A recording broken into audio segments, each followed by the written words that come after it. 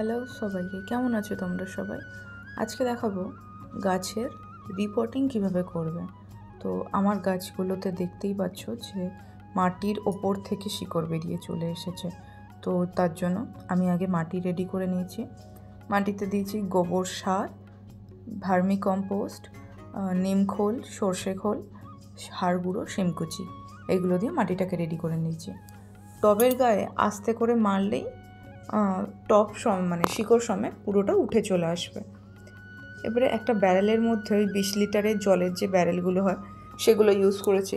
তো ব্যারেলের মধ্যে ছিদ্র করে নিয়ে ভালোভাবে খোলামকুচি দিয়ে আগে ড্রেনেজ ব্যবস্থাটা করে নেব।